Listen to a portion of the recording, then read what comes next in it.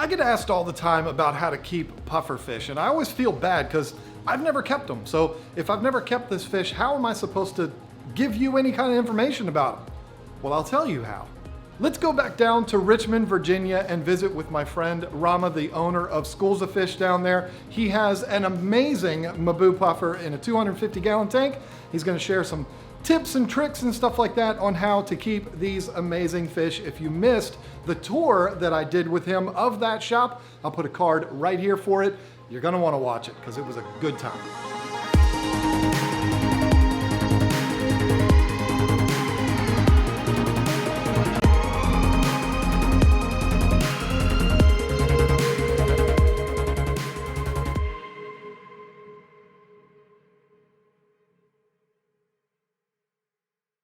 All right, so you want to know about puffers. You know, a lot of them are pretty much generalized. They require really good water quality. You want to make sure you keep up on your water changes and have really good filtration. I would say make sure you keep your nitrates as close to zero as possible, 0 nitrites and 0 ammonia. One thing about them, they're very voracious feeders. They have a very high metabolism and they love to eat nonstop. Sounds like a lot of us during COVID season, but you know, even more so with these guys 24/7. So you got to have a really good supply of food. It's really hard to keep snails when you get a puffer this big. So what we do is we buy frozen clams and frozen snails, which Madeline, right here, I don't know if you want to introduce yourself. Hi, I'm Madeline. And what your specialty is. I like the reptiles. Yeah, so Madeline, one of our newer employees, kind of help out with the reptile section, but she's learning out a lot with the fish also. Mm-hmm. And she's actually named this guy. I don't know if you want to tell everybody the name. This is Marty. We love Marty. Yeah. He's the best. So I think Marty just said hi. So right now today we have some cooked apple snail meat. Typically with the puffers, you want to give these guys the shell. Their beaks will continue to grow, so you want something that's going to help chisel that down. Right now we don't have that today, but typically, as you can see, all the shells in here, they usually crush these open. I mean, it sounds like they're eating Doritos, just crunching, but have to feed a lot because the fish in here are greedy and they realize Marty is not as aggressive as she looks. So I'm gonna have the tongs today to make sure that I can feed her directly. See if she comes around.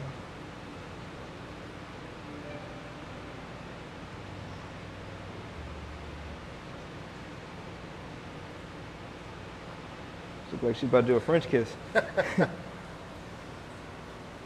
You can see those teeth right there, look like little beaks. And I think he's asking for more. He or she, don't know the sex yet. I don't know how you sex puffers, to be honest with you. Wait, how many would you say that he eats? Usually I give them like 4 or 5, 6 shrimp. All right. So equal to that. Get some more. Right? He's a bunch.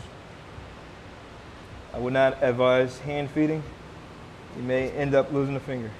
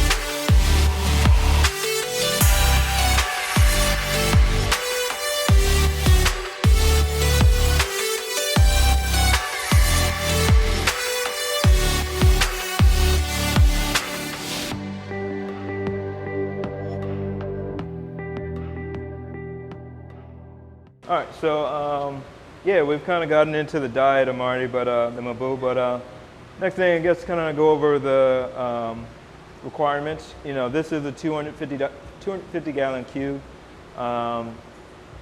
It's going to eventually outgrow this tank. You know, they start we usually get Maboo puffers usually about 4 inches, 2 to 4 inches. They're very expensive.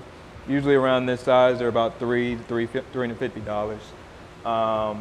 You don't always have to go full size tank when you first get them, but you do need to go larger. So Marty's gonna eventually outgrow this tank. This 250-gallon tank. We'll probably move it to the 500-gallon, and then we're gonna be getting another 1,000+ gallon tank for the front. Probably eventually be the final home for them. So I would probably recommend at least a 300-gallon tank for these guys. They get about 30 inches max. Like I said, it's a fish that requires a lot of food, so you have to feed a lot. So the more water, the more you can keep the water parameters more constant. So I recommend having at least 180 gallons to start off with. Tank mates, they're actually very, very docile fish. I've never had this puffer go after any other fish. I bought this from a customer, probably about 2-3 inches smaller than it was. We've had him for about a year. It hasn't grown too much. I don't know if they have an initial growth spurt. I would imagine so, because I think he was purchased maybe 3 years ago, 3-4 years ago. I would probably make sure you start off with a 180 gallon to start off with. And tank mates, I would just make sure nothing that's too aggressive.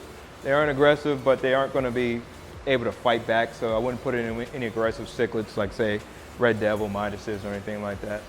Also, they will eat fish. The customer that I got this from actually said that they had corridor catfish in with them. And they said the corys would run up to the top of the water, and then sometimes they would come down and just land, very conveniently in his mouth. And so he would chomp corys that just, wanted to be eaten. So it's, I think that's more accidental and kind of, not something that's going to be very likely. But typically, just make sure nothing that's too aggressive and nothing that's going to be too devastating if it does get eaten. But other than that, I would say just make sure you keep up on your water changes. Lighting is not very important. Lighting is more so just for aesthetics, unless you have live plants. They can be kept with live plants, but they are big.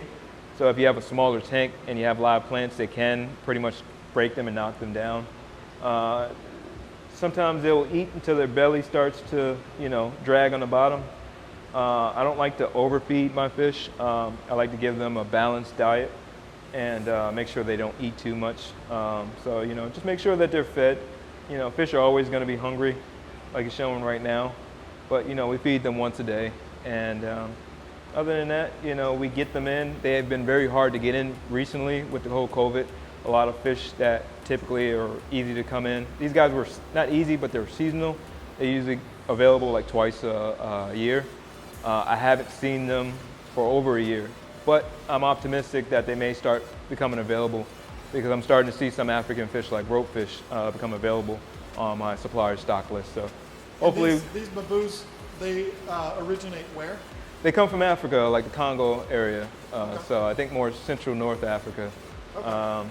So like I said, it will make a really cool species tank, especially if you got some cool Congo tetras. Nice. That would be really cool. But that's Mboo puffer in a nutshell. Beautiful. Yeah. Or a clamshell. Oh yeah, and a clamshell.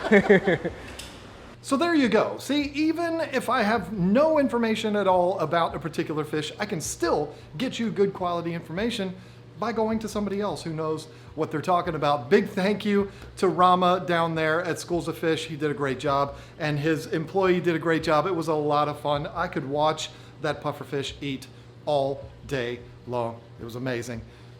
I think you're going to be seeing a lot more of Rama on this channel. I don't know. We'll have to see. But anyway, thank you for watching. Bye.